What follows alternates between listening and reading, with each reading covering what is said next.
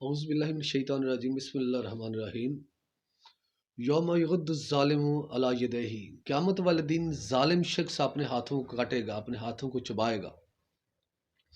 ظالم شخص سے کیا مراد ہے؟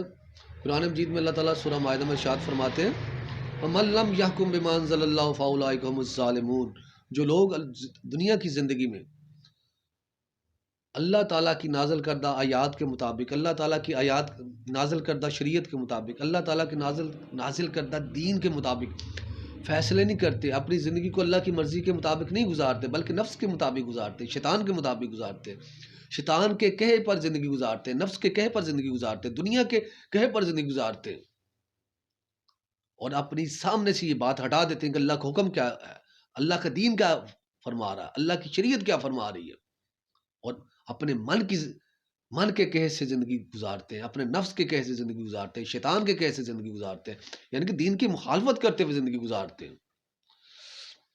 اللہ تعالیٰ فرماتے ہیں ایسے لوگ قیامت والے دن اپنے ہاتھوں کو کاٹیں گے، چبائیں گے۔ یقول، اور پھر ایسا شخص کہے گا یا لیتنی اتخذت مع رسول سبیلا، کاش میں نے دنیا کی زندگی میں رسول پاک صلی اللہ علیہ وسلم کی ذات گرامی کی اتباع کی ہوتی، اطاعت کی ہوتی، کاش میں نے آپ صلی اللہ علیہ وسلم کی ذات گرامی کو دنیا میں آئیڈیل مانا ہوتا، ان کو اپنا ہادی، ان کو اپنا رہنما، ان کو اپنا لیڈر مانا ہوتا، ان کے کہے پر چلا ہوتا، ان کی سیرت کو فالوئنگ کی ہوتی۔ یا ویلتا لیتنی، ہائے میری ہلاکت، کاش میں نے لم اتخذ فلانا خلیلا، اس فلاں شخص کو، اس فلاں دوست کو، اس شخص کو دوست نہ بنایا ہوتا۔ لم اتخذ فلانا خلیلا، میں نے اس شخص کو دوست نہ بنایا ہوتا، ہائے میری ہلاکت۔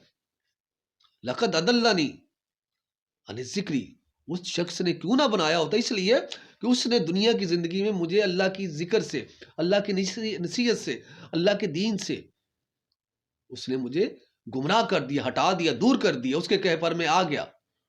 وہ بھی نفس کا غلام تھا، وہ بھی شیطان کا غلام تھا، وہ بھی دنیا کی غلام تھا، اس کی باتوں نے مجھے بہکا دیا، گمراہ کر دیا، اور اس کے کہے پر میں آ گیا۔ میں نے بھی، اس نے میرے نفس کو ہوا دی، ترغیب دی، اور میرا نفس اس کے دام میں آ گیا، میں بھی شیطان کے دام میں آ گیا، اور اس کے کہے پر میں نے اللہ کے دین کو چھوڑ دیا، اللہ کے احکام کو چھوڑ دیا، اور اپنے نفس کی غلامی کی طرف چل پڑا۔ تو یہ وہ بات تھی، بعد اس جانی، اس کے بعد جب میرے پاس آ گئی تھی، مجھے اللہ کے بندوں نے بتا دیا تھا کہ سیدھا راستہ قرآن و سنت ہے، سیدھا راستہ اسلام ہے، سیدھا راستہ دین ہے، اس کے بعد میں نے پھر وہ راستہ چھوڑ دیا۔ کان الشیطان للانسان وکان الشیطان للانسان خذولا، اور شیطان انسان کو رسوا کرنے والا ہے، اور شیطان انسان کو رسوا کرتا کس طرح؟ اسی طرح کرتا ہے نا، جب وہ انسانوں کو اللہ کے احکام سے دور کر دیتا ہے، اللہ کے دین سے دور کرتا ہے، اللہ کی شریعت سے دور کر دیتا ہے، ان کو ان کی نفس کی غلامی پر لگا دیتا ہے، ان کو اپنی غلامی پر لگا دیتا ہے، دین کی مخالفت پر لگا دیتا ہے، دنیا کی غلامی پر لگا دیتا ہے۔ وہ دیکھو لوگ ایسے کر رہے ہیں، وہ سارے پاگل ہیں، وہ اتنے بھی علم والے وہ سارے پاگل ہیں، یہ سارے اتنے لوگ پاگل ہیں۔ لوگوں کا ہجوم ان کو دلیل بنا کر دکھاتا، حالانکہ لوگوں کا ہجوم تو دلیل ہے ہی نہیں۔ قرآن و سنت کے سامنے ساری دنیا بھی ایک سائڈ پہ ہو، اور وہ قرآن و سنت کی مخالفت کر رہے ہیں تو ان کی بات کی کیا حیثیت ہے، ان کی بات کی کیا دلیل ہے؟ لیکن شیطان ان کو دلیل بنا کر انسان کو بتاتا، دیکھو اتنے سارے لوگ تو غلط نہیں ہو سکتے، پھر وہ انسان اس شیطان کی اس وسوسے میں آ کر قرآن و سنت کو چھوڑ کر اپنی مرضی کر دیتا ہوں، سارے لوگ کریں میں بھی کر لیتا ہوں۔ اس طرح شیطان انسان کو رسوا کرتا ہے، ذلیل کرتا ہے، رسوا کر دیتا ہے۔ پھر اللہ تعالیٰ نے فرمایا